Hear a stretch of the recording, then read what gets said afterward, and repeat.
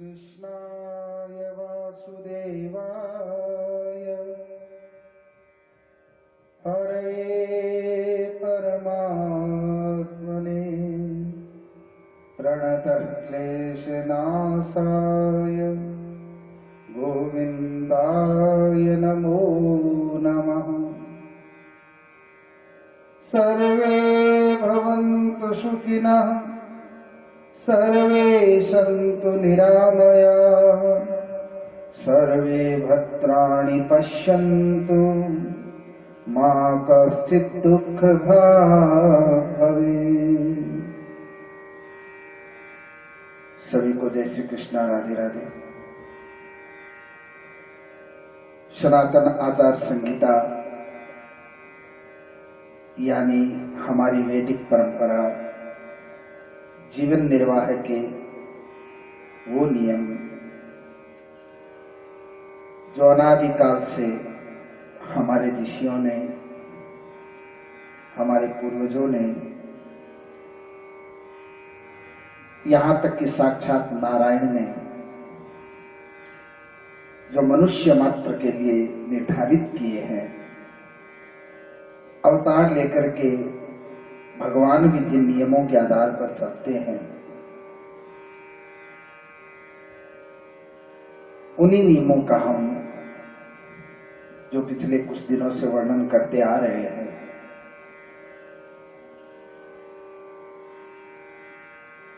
कि हमें कैसे जीवन निर्वाह करना चाहिए। छोटी से छोटी क्रिया का भी एक नियम है और उसके अनुसार, धर्म के अनुसार, पुराणों के अनुसार, आचार संहिता के अनुसार यदि हम जीवन में चलते हैं तो सज्जनों, विश्वास मानो कि संकट जीवन में आता ही नहीं। गलत तरीके से गमन करने के कारण से ही, हमारे खुद के कारण से ही हम लोगों पर संकट आते हैं। और बड़ा सरल है उन नियमों में जीवन निर्वाह करना, कठिन नहीं है। यदि सबको ही करने लग जाए तो नियम सरल बन जाते हैं। कठिन और सरल, इनकी परिभाषा यदि माने तो जो कार्य हमसे जबरदस्ती करवाया जाए उसको तो हम कठिन कहेंगे, और जो हमारे मन से किया गया कार्य हो वो सरल हो जाया करता है। तो मन लगा करके, शास्त्रों पर, पुराणों पर विश्वास करके हमें उन नियमों के अनुसार जीवन यापन करना चाहिए, जिससे वो जो कठिन दिखने वाले नियम है वो भी सरल लगने लग जाएंगे। क्योंकि हमारे पूर्वजों ने वैसा जीवन जिया है, हमारे ऋषियों ने वही जीवन जिया है, और जहां जिस कार्य करने से कठिनाई हुई उन्होंने उसका निषेध कर दिया कि ऐसा न करना। तो उनका वो अनुभव है, उस अनुभव का हमें लाभ लेना चाहिए। आज हम पाश्चात्य संस्कृति में इतने रंग गए कि अपने धर्म को, अपनी संस्कृति को, अपने नियमों को हमने त्याग दिया, और उसी के कारण से अनेक प्रकार के दुख, अनेक प्रकार के कष्ट हम लोगों के जीवन में आते हैं। मनुस्मृति में श्लोक आया है कि आचारात् लभते आयुर् आचारानादीप्सिता प्रजा आचारात् धनं मोक्षम् आचारो हन्त्यलक्षणम्। मनुष्य आचार को अपनाने से आयु प्राप्त करता है। आचार यानी नियम, आचरण में नियमवत आचरण करे उससे आयु की वृद्धि होती है। आचारात् लभते आयु, आचार से ही संतति और संपत्ति की प्राप्ति होती है। नियम से चलोगे तो ही संपत्ति बन पाएगी। दुकानदार यदि समय पर दुकान खोले, समय पर जाए, नित्य का नियम हो, तब तो उसके ग्राहक ज्यादा आएंगे। अन्यथा कोई ग्राहक जाएगा, बोलेगा उसका क्या पता कब खोले कब न खोले, नियम नहीं है उसके जीवन में, तो कोई जाने वाला भी वहां जाना नहीं चाहेगा। एक नियम हो, उससे संपत्ति बढ़ती है। आचार विहीन जीवन दुखदायी होता है, उसके जीवन में अनिष्ट आते रहते हैं। आचार से ही सारे अनिष्टों का अंत होता है, ऐसा मनुस्मृति में लिखा है। पिछले कई वक्तव्यों में मैंने अलग अलग क्रियाओं के विषय में आपको बताया। आज का विषय है भोजन। और सज्जनों, भोजन पर हमें विशेष ध्यान देना चाहिए। भोजन शुद्ध होने पर बहुत सी क्रियाएं स्वतः शुद्ध हो जाती है, क्योंकि श्रुति हमारे वेदों में आया है, आहार शुद्धो सत्व शुद्धि सत्व शुद्धो विवाह स्मृति। हमारे वेद पुराण ऐसा कहते हैं कि यदि हमारा आहार शुद्ध हो गया, भोजन शुद्ध हो गया, तो सत्व गुण की वृद्धि होगी, और सत्व गुण की वृद्धि से हमारी विवेक बुद्धि बढ़ेगी। क्या गलत है क्या सही है ये निर्णय करने की शक्ति, ये विवेक हमारे अंदर आएगा। इसलिए आहार शुद्ध होना अति आवश्यक है। पूर्वज लोग कहते, जैसा खाए अन्न वैसा होवे मन। आदमी जैसा अन्न खाता वैसा ही मन होता है उसका। अन्न का सीधा प्रभाव मन पर है। यदि गलत अन्न खाओगे, पाप का अन्न खाओगे, गलत भोजन हम करेंगे, तो हमारा मन बिगड़ते देर नहीं लगेगी। ये सीधी सी बात है। इसलिए भोजन पर विशेष ध्यान देना है। विज्ञान में हमने पढ़ा है, हमने जाना है, विज्ञान भी इस बात को मानता है कि जो अन्न हम खाते हैं वही शरीर में जाकर के अलग अलग भागों में विभक्त हो जाता है। ये रक्त बना, ये उसी अन्न का भाग है। बल जो शरीर में आता है उसी अन्न का भाग है। तेज जो शरीर में दिखाई देता है उसी अन्न का भाग है। तो मूल में वो अन्न है, तो वो अन्न की पवित्रता अति आवश्यक है। इस पर हमें ध्यान देना चाहिए।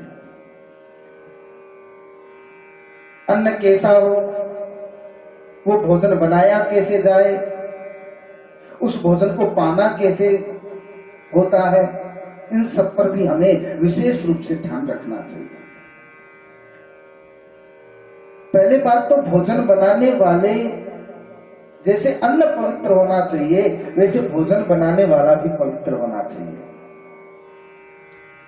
रसोइया हमेशा पवित्र होना चाहिए। घर में माताएं मैंने भोजन बनाती है, तो भोजन बनाते समय उनको चाहिए भगवान का भजन करते समय, भगवान को याद करते समय, संकीर्तन करते समय भोजन बनाए। भोजन बनाते समय संकीर्तन करती रहे। और ये प्रैक्टिकल करके देखा हुआ है। कई घरों में ऐसा आया, प्रश्न आया कि महाराज बच्चों का मन नहीं लगता पढ़ाई में, घर में कलह बहुत रहती है, तो क्या किया जाए। तो सर्वश्रेष्ठ उपाय है कि जब घर में भोजन बनाया जाए तो उस माता बहन को चाहिए जब तक भोजन बनाए तब तक भगवान नाम संकीर्तन करे और कोई मन में विचार न हो।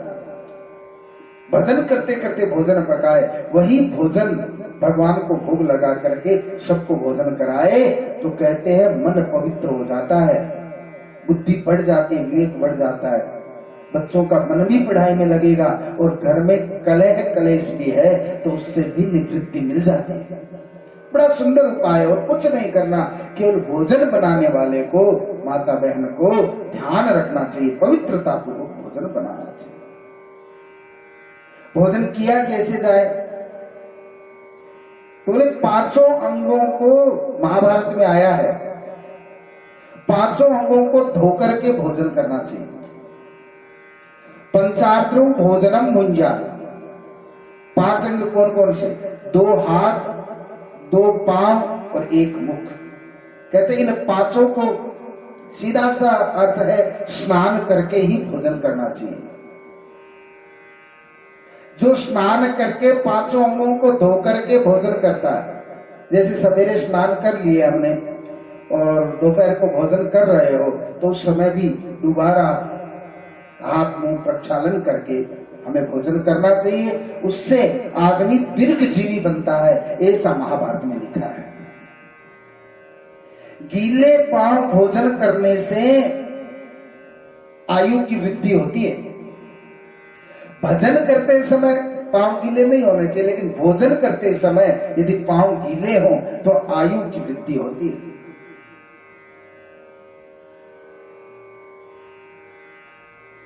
और एक बात की, भोजन करने का जो समय है, आजकल देखो जब मन में आया तब लेकर के बैठ गए।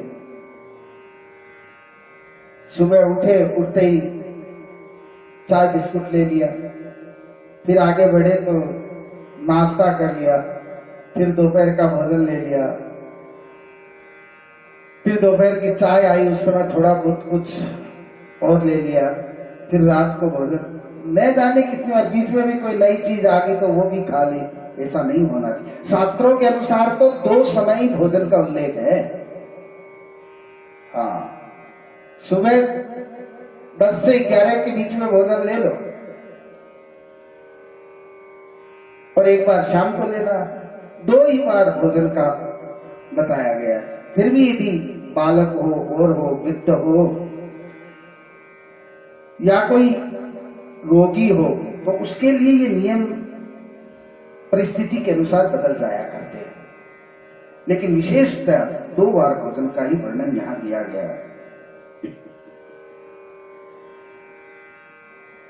बिल्कुल संध्या के समय में भोजन कभी नहीं करना चाहिए। एक सूर्योदय होता हो उस समय लेकर के कभी मत बैठो भोजन, या सूर्य बीचों बीच हो, दोपहर का समय 12 बज रहे हो, बीचों बीच सूर्य है, मध्याह्न काल, उस समय भोजन नहीं करना चाहिए। या सूर्यास्त हो रहा हो उस समय मुख में कुछ नहीं डालना चाहिए, ये ध्यान रखना चाहिए। संध्या काल में भोजन विशेष रूप से वर्जित है। कई एक प्रकार के भोजन वर्जित है, कई समयों में वर्जित है। यदि एक एक का निरूपण, वैसे भी ये 2 वीडियो बनने वाले हैं भोजन पर, ये सब्जेक्ट लंबा है, इसलिए मैं थोड़ा संक्षिप्त में करके नाम मात्र से आपको बता रहा हूं कि किस किस समय में कैसा भोजन नहीं करना चाहिए। विष्णु पुराण, स्कंद पुराण, पद्म पुराण, महाभारत, विष्णु धर्मोत्तर पुराण, वशिष्ठ स्मृति, मनुस्मृति आदि से ये बातें लेकर के मैंने नोट की है, वो आपको मैं बता रहा हूं। ठीक अर्धरात्रि में भोजन नहीं करना चाहिए। जैसे ठीक दोपहरी में नहीं करे, वैसे ही अर्धरात्रि में वो प्रेत भोजन होता है। ठीक अर्धरात्रि में, ठीक मध्याह्न में कभी भोजन न करें। यदि अजीर्ण हो रखी हो, पेट में हमें गड़बड़ लग रही है, अजीर्ण है, अपच हो रखी है, तो उस समय भी भोजन नहीं करना चाहिए। पहले अगले वाले को निपटने दो, पचने दो उसको। वस्त्र हमारे गीले पड़े हैं, गीले वस्त्रों में कदापि भोजन नहीं करना चाहिए। यदि भोजन का किसी दूसरे का आसन लगा हुआ, हमें पता है ये दूसरे के लिए बिछाया गया, तो दूसरे के आसन पर बैठ करके भोजन कभी भी ग्रहण नहीं करना चाहिए। सोते सोते, लेटे हुए भोजन नहीं करना चाहिए, ये ध्यान रखें। खड़े खड़े भोजन नहीं करना चाहिए। हाँ, खड़े खड़े भोजन तो आजकल हमारी संस्कृति, पाश्चात्य संस्कृति ने ऐसा ठोक दिया, जहां जाओ खड़े खड़े भोजन। और खड़े खड़े की तो छोड़ो, चप्पल जूते पांव में पहने हुए भोजन करते हैं। ये बिल्कुल निंदनीय है, शर्म आनी चाहिए कि जिस भोजन पर हमारा शरीर आधारित है वो आधार ही गड़बड़ है, तो फिर हमारा शरीर कैसे चलेगा? फिर डॉक्टरों के घर भरते रहो। खड़े खड़े भोजन कभी न करें, आसन लगा करके बैठ करके भोजन करना चाहिए। मूर्ख कहलाता है, खड़े खड़े भोजन करता है वो मूर्ख होता है। इसलिए भोजन बैठ करके करें। टूटे फूटे पात्र में भी भोजन न करें, सीधा भूमि पर बैठ करके भोजन न करें, नीचे आसन होना चाहिए, सीधे भूमि पर, या सीधे भोजन को भूमि पर रख करके वैसे भी भोजन नहीं करना चाहिए। सीधा हाथ में लेकर के अन्न को भोजन नहीं करना चाहिए, खाना नहीं चाहिए। ये हमें ध्यान रखना चाहिए। एक वस्त्र पहनकर या फिर सारे शरीर को वस्त्रों से ढक करके भोजन नहीं करना चाहिए। बिल्कुल कहने का तात्पर्य यही होगा, सहज भाव से भोजन करना चाहिए। बिल्कुल शरीर खुला खुला होना चाहिए, न तो एक वस्त्र हो और न ज्यादा वस्त्र हो। साधारण रूप से बैठ करके सहजता में भोजन करना चाहिए। भोजन की थाली को गोदी में रख करके भोजन कभी नहीं करना चाहिए, ऐसा लिखा है। गोदी में थाली रख करके, चौकी लगा करके उस पे थाली रखो, आराम से भगवान को भूख लगा के भोजन पाओ। गोदी में रख करके अपने शरीर के अंगों पर भोजन की थाली रख करके भोजन कभी नहीं करना चाहिए। जिस सैया पर हम शयन करते हैं उस सैया पर बैठ करके भोजन कभी नहीं करना चाहिए।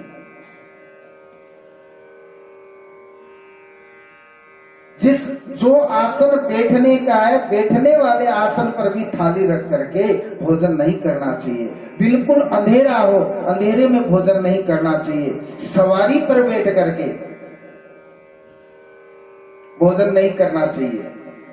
पहले तो सवारी हाथी थी, घोड़े थे, आजकल गाड़ियां हैं, तो गाड़ी में बैठ करके भी भोजन नहीं करना चाहिए। जूता चप्पल पहन करके तो भोजन बिल्कुल नहीं करना चाहिए, अपराध कहलाता है। अनमनस्क हो करके यदि किसी बात को लेकर के मन बड़ा विचलित हो रखा है, ऐसे समय में भोजन करने पर उस भोजन की अपच ही होगी, वो रोग बढ़ाएगा, वो हमारा तेज बल बुद्धि नहीं बढ़ाएगा। इसलिए अनमनस्क अवस्था के अंदर कभी भी भोजन नहीं करना चाहिए। बोलते हुए, बातें करते हुए भोजन नहीं करें, मौन रह करके भोजन करना चाहिए। यदि मलमूत्र का वेग बढ़ा हुआ हो उस समय भी भोजन नहीं करना चाहिए। ईर्ष्या, भय, क्रोध, राग, द्वेष, दीनता की अवस्था में भोजन को टाल देना चाहिए।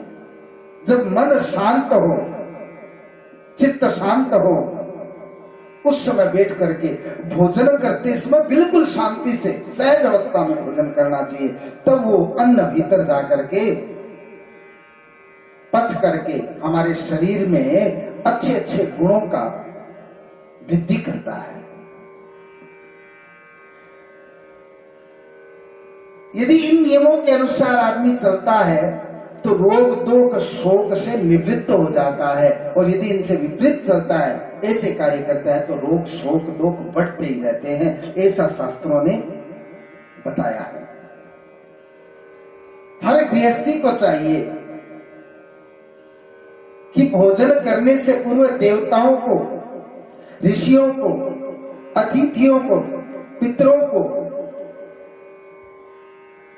पूजन करके ही भोजन करें। पितरों का, अतिथियों का स्मरण करके, अतिथि कोई आया तो पहले उसको भोजन कराए, बाद में स्वयं भोजन करे।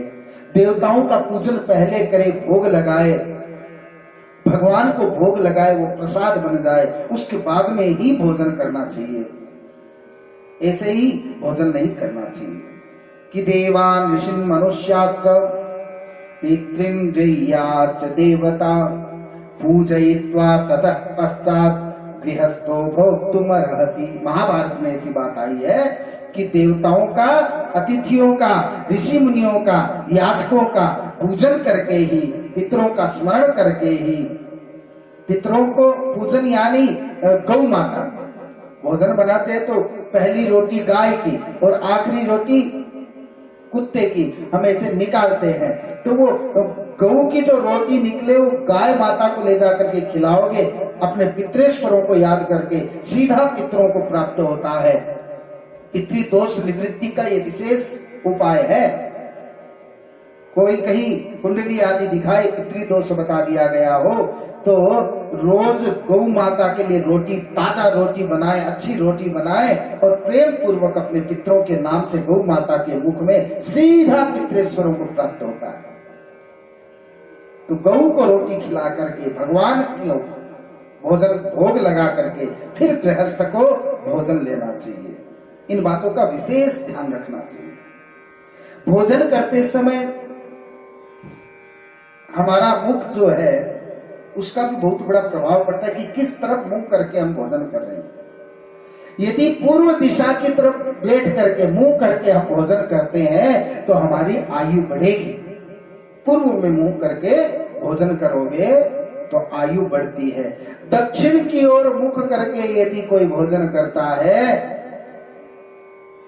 तो मरने के बाद में प्रेत योनि में जाता है, ऐसा लिखा है। उसकी बुद्धि बिगड़ती है और प्रेत योनि में जाता है। वो गलत काम करेगा और गलत काम करेगा तो प्रेतत्व भोगना पड़ेगा। पश्चिम की तरफ मुख करके यदि भोजन करता है तो रोग आता है, अनेक प्रकार के रोगों से घिर जाएगा। इसलिए भोजन करते समय यदि निरोग होना चाहते हो तो भोजन करते समय पश्चिम की तरफ मुंह कभी नहीं होना चाहिए, दक्षिण की तरफ मुंह कभी नहीं होना चाहिए। या तो मुख पूर्व की तरफ करो या फिर उत्तर की तरफ करो, क्योंकि उत्तर की तरफ मुंह करने से धन की वृद्धि होती है। विष्णु पुराण, वामन पुराण और पद्म पुराण, इन तीनों में ये भोजन करते समय मुख किधर होना चाहिए ये विधि बताई गई है। फिर एक विशेष बात भोजन के लिए कि भोजन एकांत में होना चाहिए। अपने परिवार की तो अलग बात है, कोई बाहर से आया है, उसका मन कैसा है, उसकी सोच कैसी है, वो क्या सोच रहा है। यदि हमारे भोजन पर उसकी दृष्टि पड़ती है तो उसके मन के भाव जो है उस भोजन में आ जाते हैं, अन्न में आ जाते हैं, ऐसा कॉन्टेक्ट होता है। तो उसका भाव कैसा हमें मालूम नहीं, इसलिए कहते हैं हर किसी की दृष्टि उस भोजन पर नहीं पड़नी चाहिए। यदि अपने भावों को अच्छा रखने चाहते हैं तो भोजन एकांत में करें, हर किसी की दृष्टि उस भोजन पर न पड़े। भोजन, भजन और भारिया ये तीनों एकांत के विषय हैं, ये ध्यान रखें। शत्रु के हाथ का हमें पता है, ये हमसे शत्रुता रखता है। शत्रु के हाथ का या अपवित्र व्यक्ति के हाथ का जो पवित्रता अपने जीवन में नहीं रखते, ऐसे के हाथ से भोजन नहीं लेना चाहिए, भोजन नहीं करना चाहिए। घर में यदि कोई काम करने वाला नौकर रखा हुआ है, वो नौकर भूखा है तो उसके हाथ का भोजन भी नहीं, पहले उसको तृप्ति करा करके बाद में भोजन, अन्यथा उसके भाव गड़बड़ हो जाएंगे। हम भोजन कर रहे हैं, वो भूखा है तो उसके मन में न जाने कैसे भाव आए, उससे हमारा भोजन दूषित हो जाए। इसलिए कोई भूखा खड़ा रहो, नौकर ही नहीं, कोई दूसरा भी भूखा हो, कोई याचक आया हुआ हो तो पहले उसको भोजन करवा दे, उसके पश्चात ही उसके हाथ से भोजन करे, अन्यथा नहीं। ना भक्ता शिष्टासु चिक्षुदित परिचरो, चरक संहिता में ऐसा आया है। भोजन के पात्र से उठ जाने के बाद में, भोजन करते करते कोई विशेष काम हो गया, भोजन के पात्र को छोड़कर हम उठ गए तो दोबारा आकर के उस भोजन को नहीं लेना चाहिए। एक आसन होकर के ही भोजन करना चाहिए।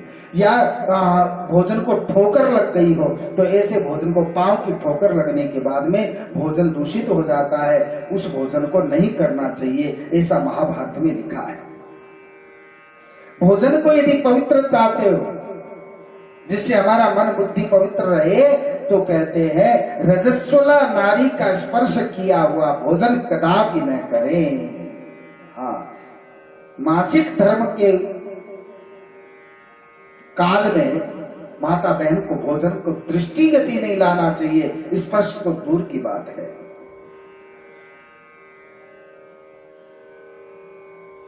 एक विशेष प्रचलन चल पड़ा है आजकल, उसकी तरफ मैं ध्यान दिलाऊंगा। शास्त्र उसको निंदित बताता है। नए नए नवयुवक होते हैं, विवाह हुआ, पति पत्नी साथ में भोजन करते हैं, बिल्कुल निंदित करना है। पति पत्नी को एक थाली में कभी भी भोजन नहीं करना चाहिए। पत्नी को तो दोष नहीं लगता, वो पति का, या पति हरि भावे न, विष्णु पुराण में आया, वो तो पति को परमात्मा समझ करके उनका जूठा खा रही है, उसको दोष नहीं लगता। लेकिन पति यदि जूठा खाता है तो दोष हो जाता है। इसलिए एक थाली में दोनों को कभी भोजन नहीं करना चाहिए, पत्नी का जूठा कभी नहीं खाना चाहिए, ऐसा महाभारत में लिखा है। बाएं हाथ से भोजन करना यानी मदिरा के समान हो जाता है। उल्टे हाथ से भोजन कभी नहीं करें, सुलटे हाथ से। जैसे कि पिछले वीडियो में बताया था एक में मैंने कि कमर से नीचे के भागों को छूने के लिए उल्टा हाथ और कमर से ऊपर के भागों में सुलटा हाथ। तो ये हाथ मुख में जाता है तो सुलटे हाथ से भोजन करें, ऐसा अत्रि स्मृति में लिखा हुआ है। नैच मुखम शब्दम कुर्यात्, वशिष्ठ स्मृति नारद स्मृति में आया है कि भोजन करते समय मुख से शब्द नहीं निकलने चाहिए, आवाज नहीं निकलनी चाहिए। कईयों का स्वभाव होता है इतनी जोर जोर से आवाज करते हैं कि पड़ोसी को पता चल जाए कि वो फलाना आदमी भोजन कर रहा है। कईयों को देखा, कई लोग दूध पीते हैं तो सर सर की जोर जोर से आवाज आती है, कई भोजन करते हैं तो जीभ की आवाज आती रहती है। ये कुलक्षण है। वशिष्ठ और नारद स्मृति में इसका निषेध किया गया है कि भोजन करते समय बड़े आराम से, कोई आवाज ना हो, चबा चबा करके भोजन करना चाहिए। आपने भागवत कथा में सुना होगा, समुद्र मंथन के समय जब भगवान अमृत निकला, भगवान सारे देवताओं को अमृत पिला रहे थे, तो राहु नाम का दैत्य जाकर के देवताओं के मध्य में बैठ गया। सब कोई बारी बारी से अमृत ले रहे थे, लेकिन राहु जो है वो बीच में देवता बन करके बैठ गया। अब केवल रूप बदलने से तो होता नहीं, उसकी क्रिया अलग है, उसके खाने पीने का तरीका अलग है। देवता बना हुआ बैठा है, जो ही अमृत पीने लगा उसके पीने के तरीके को देख करके देवता समझ गए, अरे ये देवता नहीं हो सकता, ये तो दैत्य है, क्योंकि बड़ी आतुरता दिखा रहा है, बड़ी जल्दीबाजी दिखा रहा है, लाइन से निकल करके आगे आ गया, आधा गिरा रहा है, आधा पी रहा है। तो ऐसा आसुरी स्वभाव है मनुष्य का, या देवता का स्वभाव नहीं हो सकता। तो ये पीने में, भोजन करने में जो आवाज करते हैं, ये भी कुलक्षण है, इसका त्याग करना चाहिए। और एक बात, भोजन जैसा भी बना हो, भोजन की कभी निंदा न करें। हम चाहें कि हमें अच्छे अच्छे भोजन मिले, तो आज परिस्थिति में, कैसी भी परिस्थिति हमारे जीवन में है, जैसा भी हमें भोजन मिल रहा है, उसी को 56 प्रकार के भोग समझ करके, उस भोजन को प्रणाम करके, अन्न देव को प्रणाम करके उस भोजन को ग्रहण करना चाहिए, क्योंकि वो हमारी आधार, इस शरीर के आधार है भोजन। कैसा भी भोजन बना हो, उसकी निंदा कदापि नहीं करनी चाहिए। प्रेम पूर्वक अन्न देव की स्तुति करके, भगवान का प्रसाद समझ करके ही भोजन को ग्रहण करें, उससे तेज और बल बढ़ता है, निंदा से तेज और बल समाप्त हो जाता है। ऐसा कुर्म पुराण और पद्म पुराण के अंदर आया। आयु सत्वबलारोग्य सुख प्रीति विवर्धनम स्निग्धम दृष्टि प्रियम चोष्मन्नम भोजनम मनीषी। श्रीमद् भगवत गीता में आया है कि हमेशा सुपाच्य भोजन करना चाहिए। अत्यंत थके हुए को भोजन नहीं करना चाहिए, विश्राम करके भोजन करना चाहिए, सुपाच्य भोजन करना चाहिए, शुद्ध भोजन करना चाहिए, देखने पर ही शांति प्रदान करने वाला, प्रिय लगने वाला भोजन होना चाहिए और सीमित होना चाहिए। असीमित स्वाद लगा खाते जाओ, पेट फुल करके ढोल हो जाए, फिर दुख पाए, इतना भोजन नहीं करना चाहिए। जितनी भूख हो थोड़ी भूख रखनी चाहिए, हाँ, जिससे पचने में सहायता मिले। पूरा ठूस ठूस के भर लोगे, जगह भी तो चाहिए भीतर, इसलिए भरपेट भोजन न करें, सीमित भोजन करें जिससे अच्छे से वो पच पाए। चाकी के अंदर यदि धान डालते ही जाए पीसे बिगड़, वो पीस रही है, ऊपर से डालते जाए, बहुत ज्यादा डाल दे तो वो भी जाम हो जाती है, मशीन भी जाम हो जाती है। मशीन में उतना ही सामान डाला जाता है जिससे वो पीस सके, जिससे वो क्रिया चलती रहे उसकी। वैसे ही भीतर भी मशीन है, यदि खाते रहोगे तो वो अपच हो जाएगी, गड़बड़ हो जाएगा। कड़वे, अति तीखे, अति नमकीन, अति गर्म भोजन दुख, शोक और रोग देने वाले होते हैं, गीता जी ऐसा कहती है। लहसुन, मांस, मछली, अंडा आदि ये तामसी भोजन कहलाते हैं, इनका भोजन कभी नहीं करना चाहिए। तमोगुण, क्रोध आएगा उसको ज्यादा, और क्रोध के अंदर न जाने वो क्या क्या कर जाए, इसलिए ध्यान रखना चाहिए। सड़ा हुआ, रसहीन, दुर्गंध देने वाला, बासी, दूसरे का झूठा भोजन यदि हम करते हैं तो स्वर्ग और हमारे पुण्यों को नष्ट करने वाला ऐसा भोजन होता है। कूर्म पुराण, पद्म पुराण, भविष्य पुराण और स्कंद पुराण में यह वर्णन आया है कि अनारोग्यम, अनायुष्यम, ऐश्वर्यम च अति भोजनम। अधिक भोजन करने से आरोग्य, आयु और स्वर्ग, हमारे द्वारा किए गए पुण्य, उनका नाश हो जाता है। इसलिए सावधानी, भोजन में बड़ी सावधानी रखें। रात्रि में भरपेट भोजन कभी न करें। नायात अतृप्ति रात्रिषु, स्कंद पुराण में आया है। रात्रि में ज्यादा भोजन न करें, बिल्कुल अल्पाहार लेवे रात्रि के अंदर, जिससे नींद सरलता से आएगी।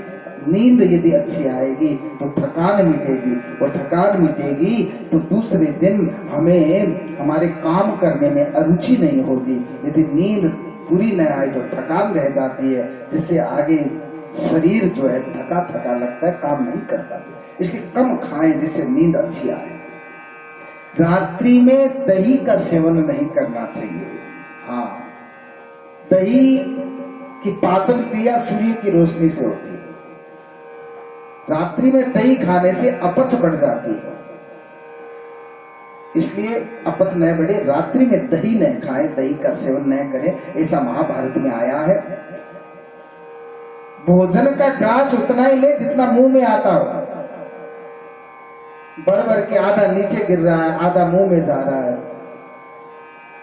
कईयों का स्वभाव होता है बड़ा सा ग्लास लेके मुंह से, दांतों से तोड़ा, कुछ हाथ में पड़ा है, वो खाया, फिर ये दोबारा लेते हैं। ये बिल्कुल गलत बताया है। महाभारत में कहते हैं एक बार ऐसे भोजन में मुंह से निकला हुआ हाथ में पड़ा है, दोबारा यदि ले ले तो इतना बड़ा अपराध हो जाता है कि चंद्रायण व्रत करना पड़ता है। चंद्रायण व्रत करने पर भी चंद्रायण व्रत करने पर ही वो पवित्र होता है, ऐसा महाभारत में लिखा है।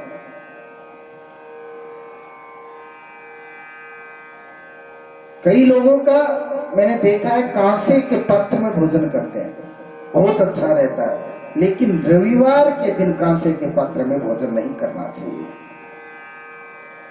कांसे के पात्र में भोजन करने से, अकेला भोजन करने से आयु, यश, बुद्धि और बल की अतुलनीय वृद्धि होती है, बहुत वृद्धि हो जाती है। लेकिन रविवार के दिन कांसे के पात्र में भोजन नहीं करना चाहिए, ऐसा हमारे शास्त्र वर्णन करते हैं। भोजन के आदि में मीठा खाना चाहिए, बीच में नमकीन खाना चाहिए, बीच में नमकीन और खट्टी वस्तु खाएं, उसके बाद कड़वे, तीखे आदि कोई पदार्थ हो तो उनका सेवन करें और द्रव्य पदार्थ पिए, ऐसा विष्णु पुराण में आया है। भोजन करने के 1 घंटा पहले जलपान करें और भोजन के 1 घंटा बाद जलपान करें, ऐसा भी नियम। और भी भोजन की व्यवस्था बड़ी लंबी चौड़ी है, जितना मुझसे बन पाया उतना मैंने आपको बताया। एक विशेष बात ध्यान रखना, ग्रहण काल के अंदर कभी भी सूर्य ग्रहण हो, चंद्र ग्रहण हो, ग्रहण काल में कभी भी भोजन नहीं करना चाहिए।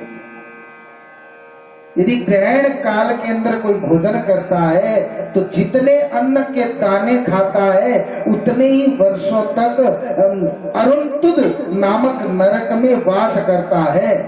और बाद में जब वो कहीं पैदा होता है तो उदर रोग से पीड़ित होता है, कान से सुनाई नहीं देता, कान का रोग उसे होता है और उसके दांत जल्दी टूट जाते हैं।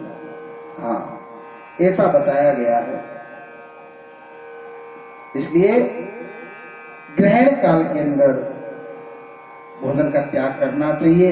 अनेक नियम भोजन के हैं, हमें सुव्यवस्थित होकर के, क्योंकि हमारे शरीर का मूल आधार है भोजन, तो इसका ध्यान रखें। आगे का विषय और हम अगले वीडियो के अंदर लेंगे आचार संहिता के, कि कैसे हमें जलपान करना, कैसे कहां से अन्न लेकर के आना, अन्न कैसा होना चाहिए, जल कैसा होना चाहिए, दूध कैसा होना चाहिए, इस विषय पर संक्षिप्त में हम वर्णन करेंगे। जय श्री कृष्णा, राधे राधे, बहुत बहुत धन्यवाद।